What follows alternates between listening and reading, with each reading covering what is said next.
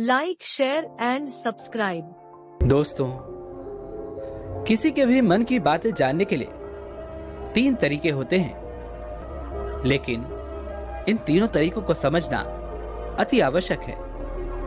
यदि आप इन तीनों तरीकों को समझ लेते हैं तो आप किसी के भी मन की बातें बड़ी आसानी से जान सकते हैं, समझ सकते हैं।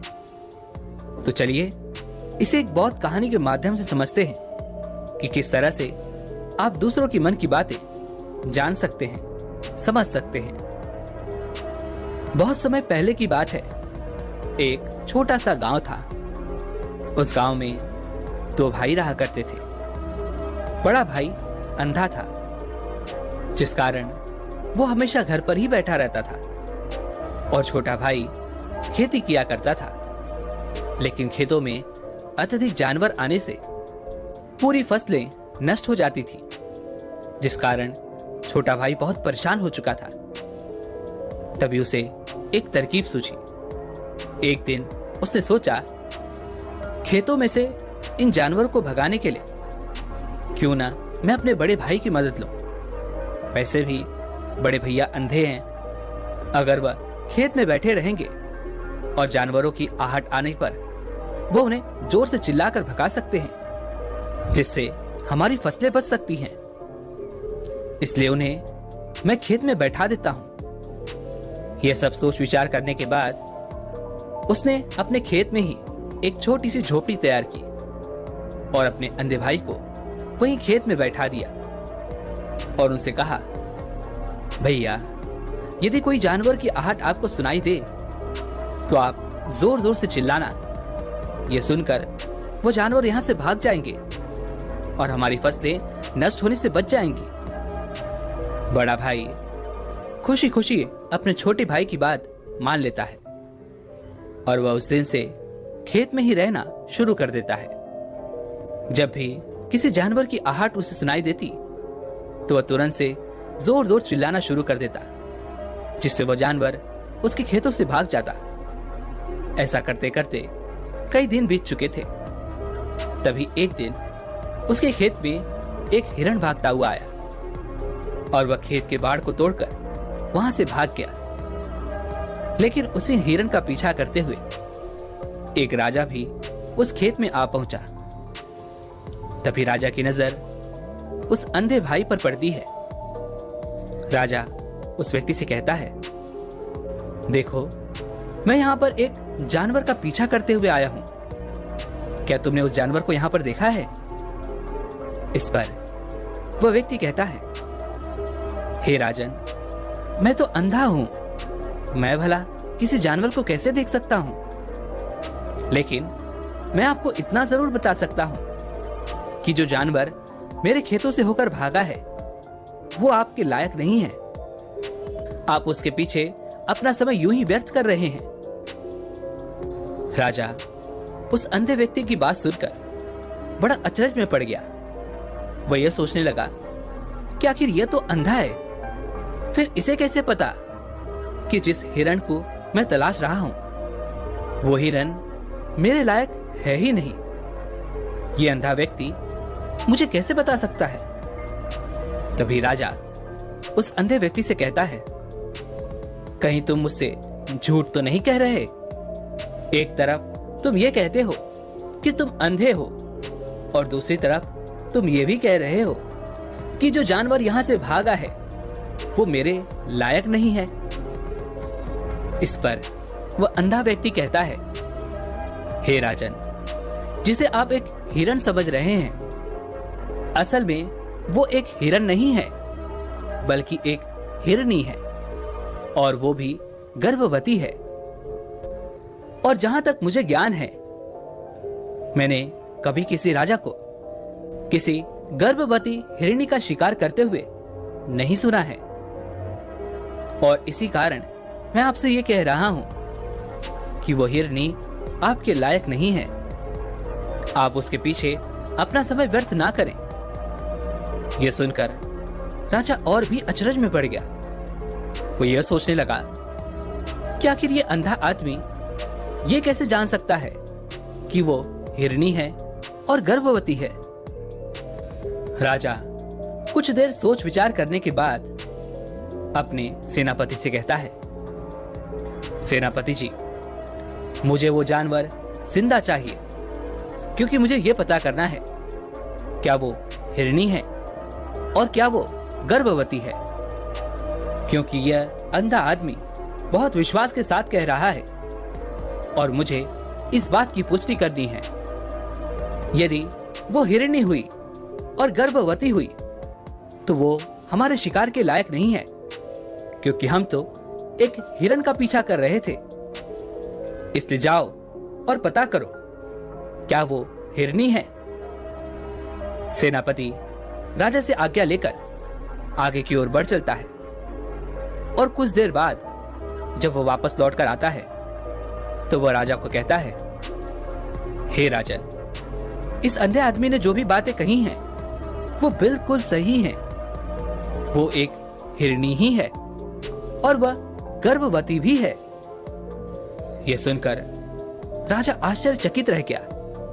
उसे समझ नहीं आ रहा था कि आखिर ये अंधा आदमी कैसे पता कर सकता है कि वह जानवर एक हिरनी है और तो और वो गर्भवती है।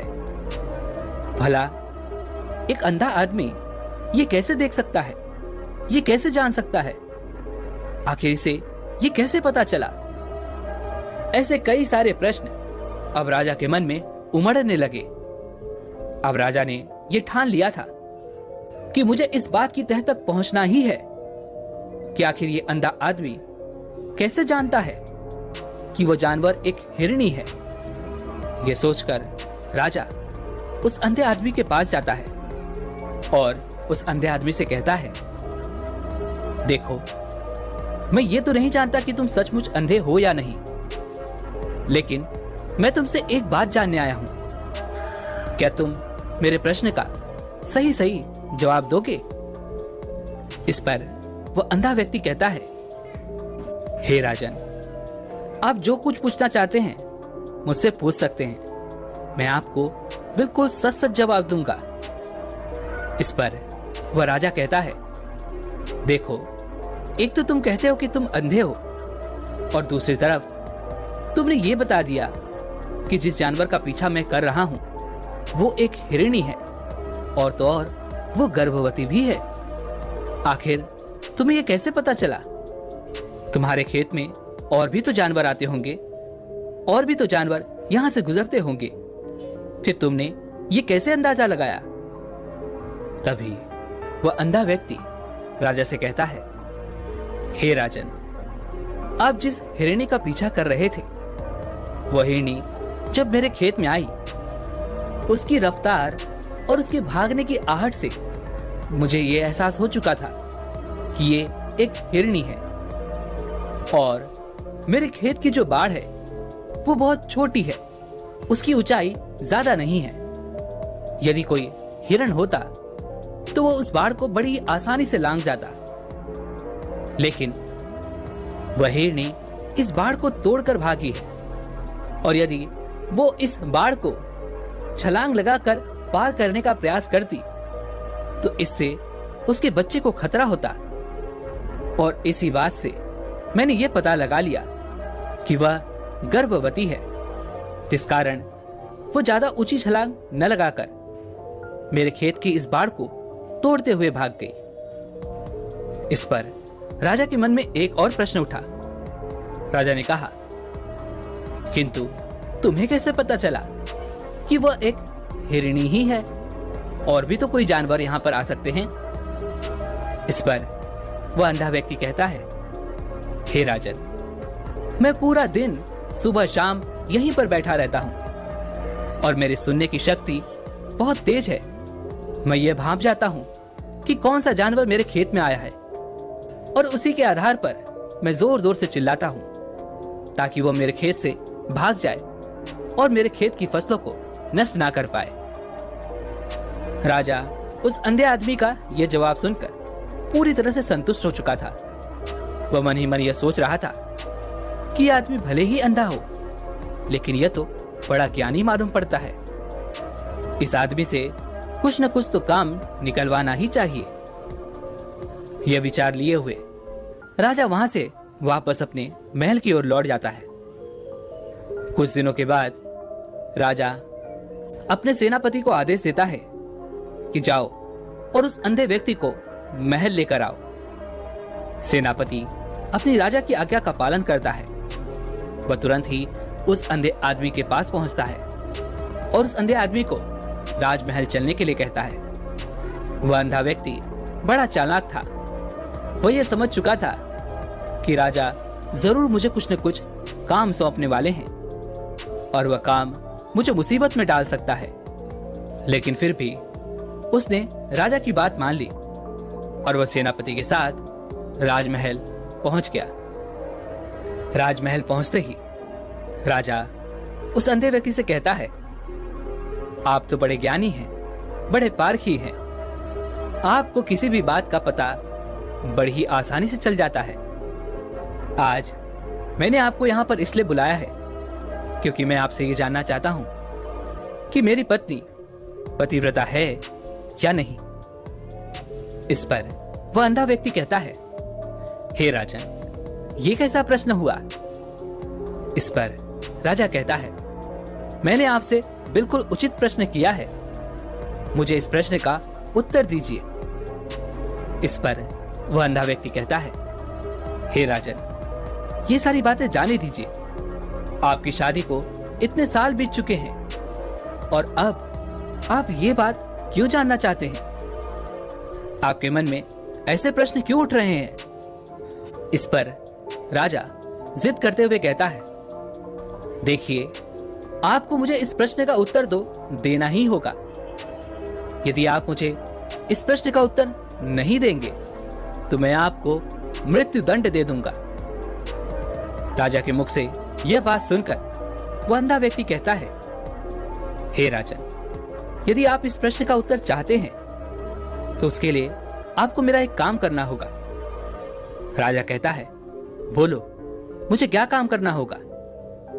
इस पर वह अंधा व्यक्ति कहता है, इसके लिए आपकी पत्नी को मेरे साथ कमरे में अकेले छोड़ना होगा। उस अंधे व्यक्ति की यह बात सुनकर राजा पहले तो क्रोधित हो जाता है, लेकिन फिर कुछ सोच विचार करने के बाद वह उस अंधे व्यक्ति की बात मान लेता है और अपने सेनापति को आदेश देता है, सेनापति जी, इस व्यक्ति को और मेरी पत्नी को एक कमरे में कुछ देर के लिए अकेला छोड़ दें। सेनापति बिल्कुल वैसा ही करता है। अब राजा की पत्नी और वह अंधा आदमी एक कमरे में बंद हो चुके होते हैं। तभी वह अंधा आदमी राजा की पत्नी से कहता है, मुझे आपको छूना है।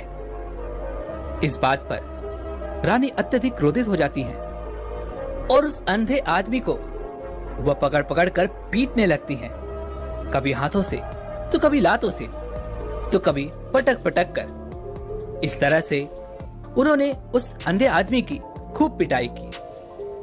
उसके बाद किसी तरह से वह अंधा आदमी अपनी जान बचाकर वहां से भाग निकलता है और वह राजा के पास पहुंचता है और वह राजा से कहता है, हे राजन, आपकी पत्नी पतिव्रता नहीं है।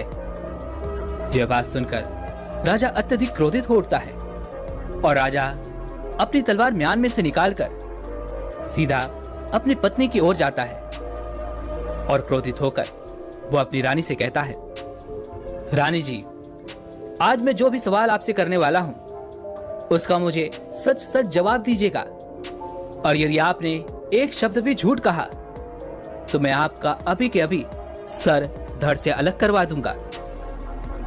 तभी आगे वो राजा कहता है, मुझे बताइए, क्या आप पतिव्रता हैं या नहीं? इस पर रानी कहती है, हे राजन, आप भले ही मुझे जान से मरवा दीजिए, लेकिन मैं पतिव्रता नहीं हूं। राजा यह बात सुनकर बहुत खुश हुआ क्योंकि उस अंधे आदमी ने जो भी कहा था वह बिल्कुल सच था। यह बात सुनकर तुरंत ही राजा उस अंधे आदमी के पास पहुंचता है और आकर उस अंधे आदमी से कहता है, तुम्हें कैसे पता चला कि मेरी पत्नी पतिव्रता नहीं है? इस पर वह अंधा आदमी कहता है, हे राजन, बड़ी सीधी सी बात है। मैंने तो आपकी पत्नी से बस इतना ही कहा था कि मुझे आपको छूना है, और इस बात पर वो इतना क्रोधित हो उठी कि उन्होंने गुस्से में आकर मुझे लात घूंसों से पीटना शुरू कर दिया। और भला कोई औरत किसी और मर्द को कैसे छू सकती है? लेकिन उन्होंने तो ना आओ देखा ना ताओ, बस लात घूंसे मुझ पर बरसाने शुरू कर दिए। तो वो भी तो एक छूना ही हुआ। और एक पतिव्रता नारी कभी भी पराये मर्द को नहीं छूती। जब मैंने उनसे छूने के लिए कहा था तो वह उस वक्त मुझे मना कर सकती थी, लेकिन उन्होंने तो मुझे पीटना शुरू कर दिया, और देखते ही देखते उन्होंने मेरे पूरे शरीर को छू लिया। अब आप ही बताइए, ऐसी स्त्री भला पतिव्रता कैसे हो सकती है? इस पर वह राजा कहता है, तुम तो बड़े ज्ञानी मालूम पड़ते हो। अच्छा ठीक है, चलो तुम मेरे एक प्रश्न का और जवाब दो। यदि तुमने मुझे इस प्रश्न का सही सही जवाब दे दिया तो मैं तुम्हें यहां से जाने दूंगा। आगे राजा उस अंधे आदमी से कहता है कि तुम मुझे ये बताओ, क्या मैं सच में अपने पिताजी का ही बेटा हूं या फिर किसी और का? इस पर वो अंधा आदमी कहता है, हे राजन, इस बात से आपका क्या लेना देना? आप किसी की भी औलाद हो, आखिर आप हैं तो इस राज्य के राजा, इसलिए इस प्रश्न को जाने दीजिए। लेकिन वह राजा कहता है, नहीं नहीं, मुझे इस प्रश्न का सही सही जवाब चाहिए, अन्यथा ये प्रश्न मुझे हमेशा परेशान करता रहेगा। इसलिए मैं इसका सही सही जवाब जानना चाहता हूं। यदि तुम इसका सही सही जवाब दे देते हो तो तुम यहां से जा सकते हो, मैं तुम्हें नहीं रोकूंगा। इस पर वह अंधा आदमी कहता है, हे राजन, इसके लिए तो मुझे आपके माँ के पास भी जाने की कोई आवश्यकता नहीं है। मैं आपको अभी के अभी ये बता सकता हूं कि आप किसकी औलाद हैं। लेकिन उससे पहले मैं चाहता हूं कि आप मुझसे एक वादा करें कि आप मुझ पर क्रोध नहीं करेंगे। राजा ने कहा, मैं तुमसे वादा करता हूं, मैं तुम पर क्रोध नहीं करूंगा। उसके बाद वह अंधा आदमी राजा से कहता है, हे राजन, आप हैं तो अपने ही पिता के पुत्र, लेकिन आप पर एक कंजूस सेठ की छाया पड़ी हुई है। यह सुन राजा बहुत क्रोधित हो उठा और वह तुरंत तलवार निकालकर अपनी माँ के पास जा पहुंचा। वह वहां पर पहुंचने के बाद अपनी माँ से कहता है, माँ, मुझे सच सच बताइए, क्या मैं अपने ही पिता का पुत्र हूं या नहीं? यदि आपने मुझे सही सही नहीं बताया तो मैं यहीं पर अपने प्राण त्याग दूंगा। मुझे बताओ, क्या सच है? इस पर उस राजा की मां कहती है, बेटा, तू है तो अपने ही पिता का पुत्र, लेकिन तुम्हारे ऊपर एक कंजूस सेठ की छाया पड़ी हुई है। जब मैं एक बार नहाने के बाद अपना मुंह आईने में देख रही थी, तभी उस कांच के पीछे मुझे एक कंजूस सेठ नजर आता है और उसी की छाया तुम पर पड़ चुकी है। यह सुन राजा बहुत खुश हो जाता है और वह तुरंत दौड़ा दौड़ा वापस उस अंधे आदमी के पास पहुंचता है और उस आदमी से कहता है, तुम्हें यह कैसे पता चला कि मुझ पर एक कंजूस सेठ की छाया पड़ी हुई है? इस पर वह अंधा आदमी कहता है, हे राजन, आपने मुझसे कई सारे सवाल पूछे जिनका जवाब मैंने आपको सही सही दिया। यदि कोई और राजा होता तो मुझे इसके बदले में ढेरों सारे इनाम मिल चुके होते, लेकिन अब तक आपने एक फूटी कौड़ी तक नहीं दी है। इस बात से ही मैंने ये अंदाजा लगा लिया था कि आप बहुत कंजूस हो। यह बात सुनकर राजा जोर जोर से हंसने लगा और कहता है कि आप जो भी मांगेंगे वो मैं आपको अवश्य दूंगा, लेकिन मुझे ये बताओ कि तुम्हें कैसे पता चल जाता है कि कौन सी बात सही है और कौन सी गलत? तुम किसी भी बात का इतना सटीक और सही जवाब कैसे दे पाते हो? इस पर वह अंधा आदमी कहता है, हे राजन, मैं तो वैसे ही अंधा हूं। यदि मेरी आंखें होती तो मैं किसी की भी मन की बातें बड़ी सरलता से जान लेता। मन की एक भाषा होती है और यह भाषा मनुष्य के शरीर के व्यवहार के रूप में देखी जा सकती है।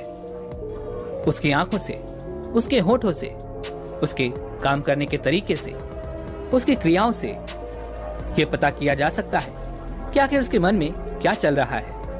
उसके आधार पर हम किसी के भी मन की बातें जान सकते हैं। लेकिन मैं तो जन्म से ही अंधा हूं। मैं देख नहीं सकता, इसलिए मैं क्रियाओं से देखता हूं। यदि मुझे कोई बात जाननी हो तो अगले आदमी को कुछ काम देना पड़ता है, जिस पर वो व्यक्ति किस प्रकार काम करता है, किस तरीके से उस काम को करता है, उसके आधार पर ही मैं ये पता कर पाता हूं कि आखिर उसके मन में क्या चल रहा है।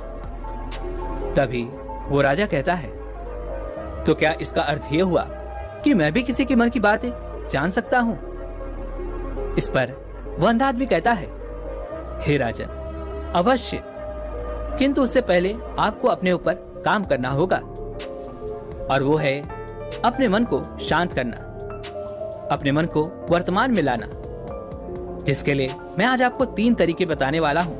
और ये तीनों ही तरीके बड़े ही आसान और सरल हैं। किंतु हे राजन, उससे पहले आपको एक काम करना होगा, अपने मन को एकाग्र करना होगा। जब हम अपने मन को एकाग्र करते हैं, अपने मन को वर्तमान में लाते हैं, तो हम दूसरे के मन की बातें जान सकते हैं, क्योंकि वो आदमी अभी भी अपने मन में वर्तमान में ही सोच रहा है, और हमें भी मन को वर्तमान में ही लाना होगा, तभी हम उसके मन की बातें जान सकते हैं। यदि हम अतीत में हुई घटनाओं के बारे में सोच रहे हैं, तो वो जो अगला आदमी वर्तमान में सोच रहा है, वर्तमान में अपने मन में बात कर रहा है, वो हम कैसे जान पाएंगे? क्योंकि हम तो अतीत की घटनाओं में डूबे हुए हैं। इसलिए किसी के भी मन की बातें जानने के लिए सबसे पहले हमें हमारे मन को एकाग्र करना होगा, उसे वर्तमान में लाना होगा। आगे वह अंधा व्यक्ति राजा से कहता है, हे राजन, जो 3 तरीके मैं आपको बताने वाला हूं, इन 3 तरीकों से आप बड़ी आसानी से किसी के भी मन की बातें जान सकते हैं। उसके बाद वह अंधा आदमी राजा से कहता है, हे राजन, जो सबसे पहला तरीका है वह है आंखों पर ध्यान देना। किसी व्यक्ति से बात करते वक्त उसकी आंखों में देखना, उसकी आंखों पर ध्यान देना, जो सबसे ज्यादा जरूरी है, क्योंकि आंखें बोलती नहीं पर बहुत कुछ कह जाती हैं। यदि हम किसी व्यक्ति की आंखों के इशारों को समझना सीख जाएं, तो हम ये जान पाएंगे कि व्यक्ति के दिमाग में क्या चल रहा है, वह क्या सोच रहा है और अभी वो क्या करने वाला है। मेरे पास आंखें नहीं है, लेकिन मैंने अपने गुरु से यह विद्या सीखी है, क्योंकि बहुत सालों पहले मेरे पास आंखें थी और मैं उस वक्त लोगों के मन की बातें केवल उनकी आंखों से ही जान लेता था। इसलिए यदि आप भी दूसरों की मन की बातें जानना चाहते हैं, तो आपको भी उनकी आंखों पर गौर करना चाहिए, जैसे कि उनका आकार कैसा है, वो कब, कहां और किधर देख रहे हैं। यदि उसकी आंखें यहाँ वहां घूम रही हैं, जब आप उससे बातें कर रहे हैं, तो वो आंखों को इधर उधर मोड़ रहा है, कभी ऊपर तो कभी नीचे या कभी आसपास, या फिर उसकी आंखें खुश नजर आ रही हैं, या फिर आंखें निराश नजर आ रही हैं। जैसे कि एक चोर होता है, उसकी आंखों में जब हम देखते हैं तो हमें यह पता चलता है कि अगले आदमी ने कोई गलती की है। ठीक उसी प्रकार जब हम किसी चालाक व्यक्ति की आंखों में देखते हैं, तो आपको पता चलेगा कि उसकी आंखों में एक भाषा होती है, एक बहुत ही सीधा और आसान तरीका होता है। यदि आपको ये पता लगाना है कि सामने वाला व्यक्ति आपसे झूठ कह रहा है या फिर सही, तो आपको उसकी आंखों पर ध्यान देना अति आवश्यक है। यदि आपसे बात करते वक्त वह व्यक्ति अपनी आंखें यहाँ वहां घुमा रहा है, ऊपर नीचे इधर उधर दाएं बाएं हर जगह देख रहा है, तो इसका अर्थ यह हुआ कि वह उस बात से निकलने का कोई रास्ता ढूंढ रहा है, वह कोई झूठ बना रहा है। यदि सामने वाला व्यक्ति आपसे कुछ झूठ कहने का प्रयास कर रहा है, तो वो आपसे नजर नहीं मिलाएगा। वो यहाँ वहां देखेगा, ऊपर नीचे देखेगा, लेकिन वह आपकी आंखों में आंखें डालकर कभी नहीं देख पाएगा, क्योंकि उसे डर है कि यदि उसने आपकी आंखों में आंखें डालकर देखी तो उसका झूठ पकड़ा जाएगा और लोगों को सच्चाई का पता चल जाएगा। और इसी प्रकार कुछ और भी भाषाएं होती हैं। जब आप किसी की आंखों में आंखें डालकर यह देखना शुरू कर देंगे कि उसके हाव भाव क्या हैं, ठीक उसी प्रकार चेहरे के भी हाव भाव होते हैं, जिससे हम मन की बातें बड़ी आसानी से समझ सकते हैं। और इन्हें भी समझना बहुत जरूरी है। कभी कभी कोई व्यक्ति अपने चेहरे से, जैसे आंख, होंठ और बहुत से कुछ अलग अलग व्यवहार करता है। यदि आप किसी व्यक्ति के चेहरे में गौर करेंगे तो आप आसानी से समझ पाएंगे कि वह व्यक्ति निराश है, या वह व्यक्ति बहुत उदास है, या फिर वह बहुत खुश है, या फिर उसे कोई बहुत बड़ा दुख है। वह अपने अंदर क्या महसूस कर रहा है, ये सारी बातें हम उसके चेहरे के हाव भाव से पता कर सकते हैं। फिर चाहे इंसान जुबान से कुछ बोले या ना बोले, लेकिन आप उसके चेहरे से सब कुछ पता कर सकते हैं। आगे वह अंधा व्यक्ति राजा से तीसरा तरीका बताते हुए कहता है, हे राजन, इसी प्रकार तीसरी भाषा भी है, अर्थात तीसरा तरीका भी है, और वह है हाथों के इशारे और शरीर का व्यवहार। मन की बात समझने के लिए हमें हाथ के इशारे और शरीर के व्यवहार को समझना बहुत आवश्यक है। कोई व्यक्ति जब भी बात करता है तो आपने देखा होगा कि वो अपने हाथों को हिलाता रहता है, अपने हाथों से इशारा करता रहता है। वो बातों के साथ साथ अपना शरीर का जो व्यवहार है, अर्थात बॉडी लैंग्वेज, उसका भी पूरा उपयोग करता है, जिससे हमें यह पता चल पाता है कि वो व्यक्ति हमारी बातों पर कितना ध्यान दे रहा है और उसके मन में क्या चल रहा है। शरीर के व्यवहार को देखने के लिए उसके हाथ मटकाने, शरीर मटकाने और चेहरे पर बार बार हाथ लाने, हाथों का एक दूसरे से मसलना, ऐसी बहुत सी क्रियाएं होती हैं। उस पर हमें ध्यान देना अति आवश्यक है। मन की बात को समझने के लिए हमें शरीर के व्यवहार को भी समझना पड़ता है। यदि हम इन तीन तरीकों को सही तरीके से ध्यान देकर इन तीन तरीकों को अच्छे से समझ लेते हैं तो हम बहुत जल्दी किसी भी व्यक्ति के मन की बातें बड़ी सरलता और सहजता से जान सकते हैं। इसलिए यदि आपको किसी के मन की बातें जाननी है तो आपको उसकी आंखों पर, उसके चेहरे पर, उसके शरीर के हाव भाव को और उसके हाथों को ध्यानपूर्वक देखना और समझना होगा, जिससे आप ये समझ पाएंगे कि आखिरकार उसके मन में क्या चल रहा है और वह क्या सोच रहा है। लेकिन उनसे पहले आपको अपने मन को एकाग्र करना होगा, शांत करना होगा और अपने मन को वर्तमान में लाना होगा। तभी आप उस व्यक्ति के इन सभी क्रियाओं पर ध्यान दे पाएंगे, उन्हें समझ पाएंगे।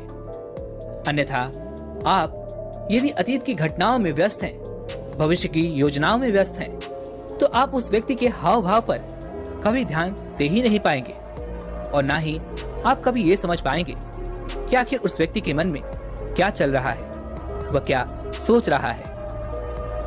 आपने देखा होगा कि ऐसे कई बड़े संत महात्मा हैं जो बड़ी ही शांति से आपको देखते हैं और आपको देखकर ही वो ये बता देते हैं कि आपके मन में क्या चल रहा है, आप उनसे क्या जानने आए हैं। और इसका सबसे बड़ा प्रमुख कारण यही है कि वो आपको पढ़ सकते हैं, आपको समझ सकते हैं, आपकी मन की बातें जान सकते हैं, क्योंकि उनका मन एकाग्र है, शांत है। और यही कारण है कि वो आपके मन की बातें बड़ी ही सरलता से समझ जाते हैं।